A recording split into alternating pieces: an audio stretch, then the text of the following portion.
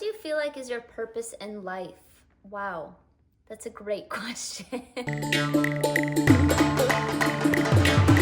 Hello everybody, welcome back to my channel, and today we will be doing my very first Q&A. So I posted on my Instagram story a few days ago, okay, maybe a few weeks ago, about what questions you guys had, and y'all came through with a lot of them. So let's get to it. Also, make sure to subscribe and follow along. It helps out my channel a lot. Coming in hot from the top. What's your story? Where did you grow up? Grew up in a town in the Bay Area in California. I lived there for most of my life, went to school out in Boston, then moved to LA, then moved to Nashville, and now currently in Nashville, and now kind of living between Nashville and Dubai a little bit, so I don't really know. I'm a little all over the place. I also lived in London for like 3 months.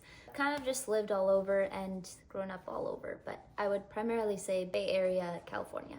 What inspired you to start singing, and how did you fall in love with singing? Well, both my grandmothers sing. So my dad's mom sang and my mom's mom sings and is the most amazing singer. And I think I definitely have a few videos of her and I singing together. But my sister and I both grew up singing with her. My mom was a professional Kathak dancer, which is like an Indian classical dancer. And music was always kind of in our household at all times. Whether it be what my sister and I were listening to on the way to school, then all of the Indian music that my grandmother would teach us, and that my mom would take us to her dance classes, and we would just sit in and learn, and also learn the dance. So I think just music was always around. I moved from like a really small private school, which was very academic focused, to a very large public school. I think everything kind of shifted for me when I moved to the other school, because I was exposed to the arts in school, so I joined choir. I had a bunch of art classes that I was taking, and that's really when I truly fell in love with performing. Sort of stuck to become my identity throughout high school, that I was always the singer. So yeah, it's always been a part of me, but that was a very long answer. Hopefully that cleared it up. What is your favorite TV show? Currently, Mrs. Maisel. I think it's Marvelous Mrs. Maisel or something. Oh, so good. I just think that she's so boss and so funny, and the outfits, impeccable. The styling of that show is insane. I feel like that is a show that really shows you that wardrobe is so important. And I haven't finished it yet, so no spoilers. I'm stuck on the last season. I don't know. I've currently been watching Dubai Bling because I've been visiting family in Dubai a lot lately. So that's a crazy show. Favorite thing to do in Nashville?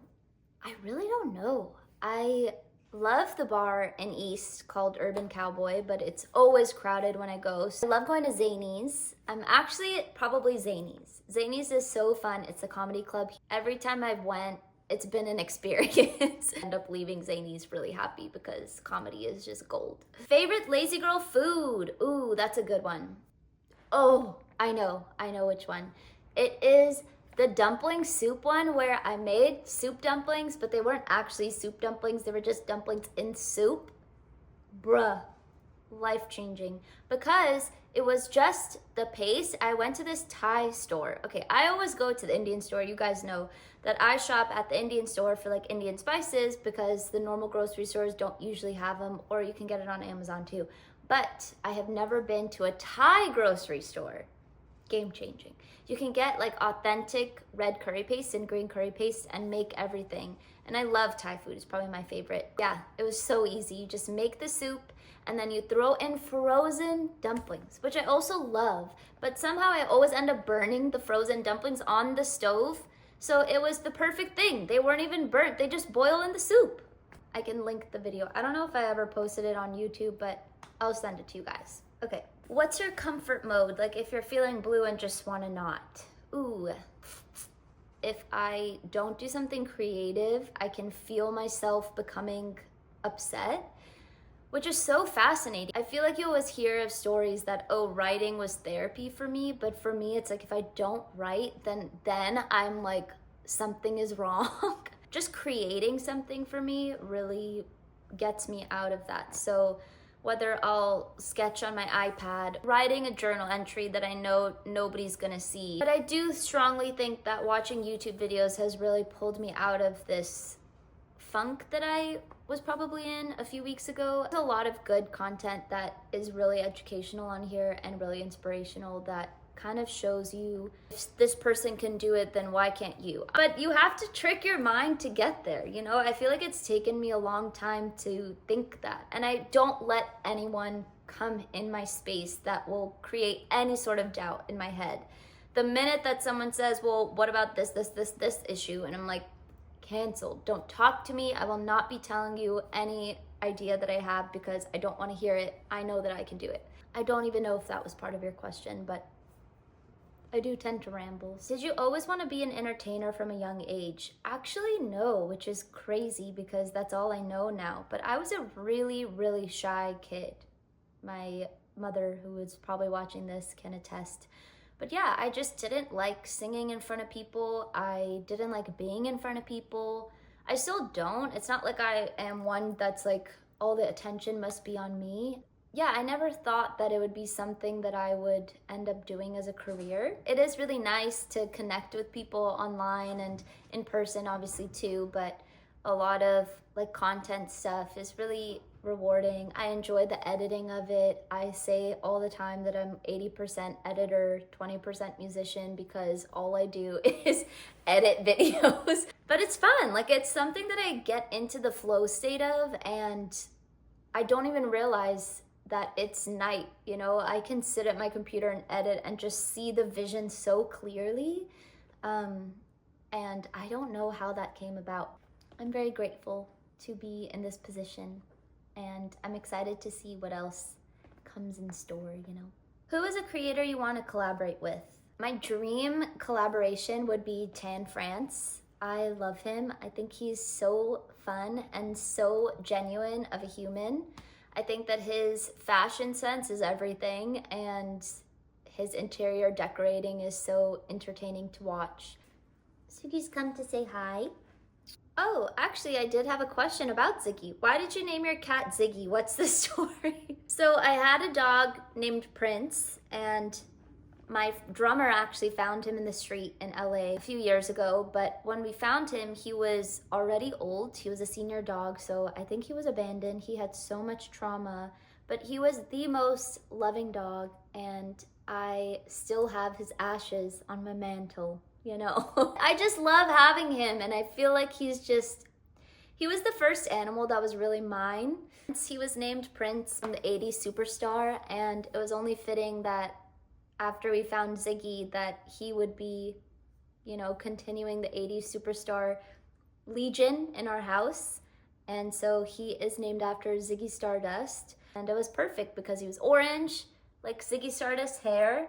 They were both alive at the same time for a week. I feel like he came into our lives because Prince was getting so old, and it was kind of like I feel like it was the world sending Ziggy to let me personally let go of Prince and be able to put him down. It's a really sad story, actually. It's definitely a little transition of life, I think, from Prince to Ziggy. So, your skin looks amazing. Recos, please.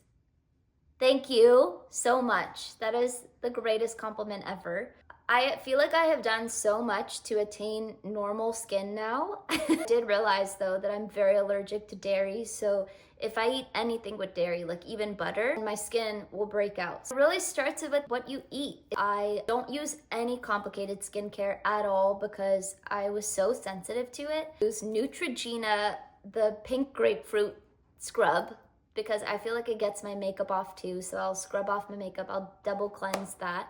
And then I use CeraVe Basic, it's like the daily lotion. I'll put that on, like literally slather it on my face before I go to bed. I use a SPF, the La Roche-Posay highest, I think it's SPF 65 or something, like a psycho. I put it on even if I'm gonna be at home all day, I will just do it in my daily routine every morning because I don't want to forget. It's just a part of my routine. What do you feel like is your purpose in life? Wow. That's a great question. If you asked me a year ago, my answer would have been very different.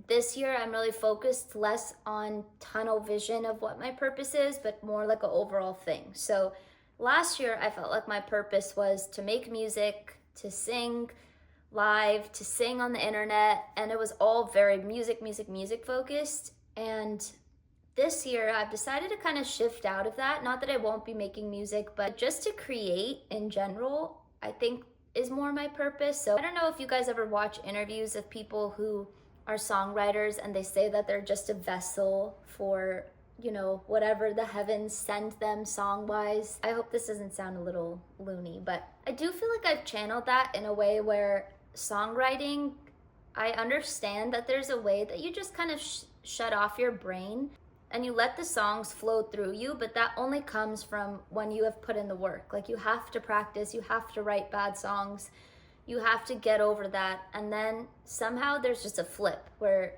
it's a flip of a switch, where you know that a song will just come through you, and those are always the best songs. It still doesn't happen all the time, but it definitely happens a lot more than when you're first starting out. But I do think that at least my purpose is to be that vessel for anything. So whether it be, you know, stories or random videos like lazy girl videos or fashion, the intention of allowing things to just come to me rather than me forcing one lane to happen. I do think that blessings come in so many different ways, and sometimes they come and you don't even expect that, oh, that's what I'm supposed to be doing, or I thought I was going to be doing this and then that, but why is that happening before this? Like, that's kind of how I was feeling, and I think at least the last year has been really tough, and I've shifted into a mindset of letting the blessings come in whatever form and going with it, you know? So I'm not sure what my purpose is just yet, but I feel like I'm closer to it than I was before. What's the last song stuck in your head? Oh, I just went to my Pilates workout, and Homegrown by Post Malone. Such a good song. Favorite book you read in 2024? Oh, so many good books. The best book I read in 2024 was All the Colors of the Dark by Chris Whitaker. Dude, it's such a good book. It's so good. I was eating up every word. Like, the style of writing was amazing. It felt like every chapter was poetry. I just loved it. And usually I don't like thrillers. It was kind of like a thriller, murder, suspense type of vibe. It was so good. I did read a really wonderful book the beginning of this year though, which is the first book I've read of 2025, which is called Same as It Ever Was. So good. I was reading a lot of fantasy last year, which I also enjoyed. Throne of Glass series, all of ACOTAR, Fourth Wing. But I was reading so much fantasy, so it was nice to read something that wasn't fantasy and felt like real life. And so those two books I would really recommend if you're into that. And if you're into fantasy, I have a lot of other recs. So many. You can follow me on Goodreads, actually. What is my profile name on Goodreads? I don't even know. What do you do besides from singing? Draw, I paint, acting, I write on my Substack. You can join my newsletter. Because like I was saying, if I'm not creating something, then I will genuinely become depressed, and it's really odd. So I have learned that about myself, that I have to create something every day. Otherwise, I will go insane. Like, I think I have like a 2-day max limit. I have so many more questions, so maybe I'll do a part 2 because I don't even think I scratched the surface. I feel like I just rambled on one question and like probably created a billion other questions after that. Thank you so much for watching, and make sure to subscribe and like this video. It helps out my channel a lot, and leave a comment. I always love reading them. So, all right, well, I'll see you guys later. Thanks for watching. Bye.